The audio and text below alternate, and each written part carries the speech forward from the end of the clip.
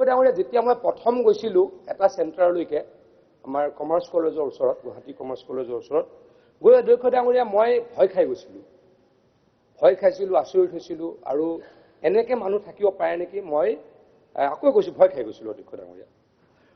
ডাঙৰীয়া এনেকুৱা পৰিৱেশ এটা আছিল এটা খুব বেছি 200 স্কুৱেৰ ফিটৰ ৰুম আছিলে তাতে প্ৰায় 30 জন মান মানুহ আছিলে ল'ৰা আছিলে আৰু সকলোৱে এটা হাফ পেণ্ট পিন্ধি আছিলে গাত একো নাছিলে অধ্যক্ষ ডাঙৰীয়া তাৰ পাছত দেখিলোঁ তেখেতলোকে শুবলৈ কোনো তাতে বিচনা নাছিলে মানে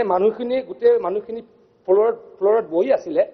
আৰু তুলি কেইখনমান এনেকৈ পকাই ঘূৰণীয়াকৈ থৈ দিয়া হৈছিলে তাৰ পাছত অধ্যক্ষ ডাঙৰীয়া গৈ দেখিলোঁ কিটচেনটো আৰু বিভৎস্বৰূপ অধ্যক্ষ ডাঙৰীয়া তাতে আৰু এটা ৰুম দেখিলোঁ যিটো ৰুমত এডিকজন আহি প্ৰথম থাকিব লাগে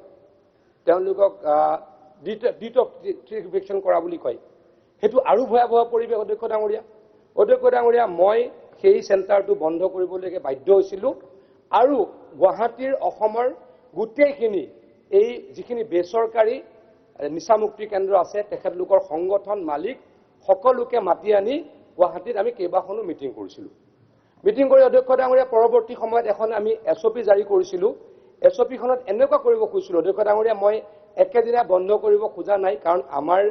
আমি চেণ্ট্ৰেল গভৰ্ণমেণ্টৰ যি ফাণ্ডেড আমাৰ তেনেকুৱা আছে অধ্যক্ষ ডাঙৰীয়া 14টা আমি এইটো ইৰকা চেণ্টাৰ বুলি কওঁ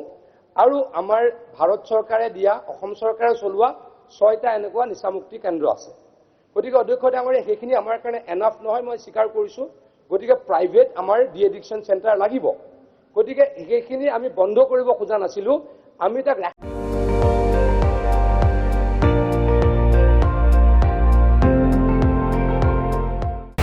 আপুনি চাই আছে ND24 সৰ্বশ্ৰেষ্ঠ নহয় সৰ্বোত্তমৰ দৌৰত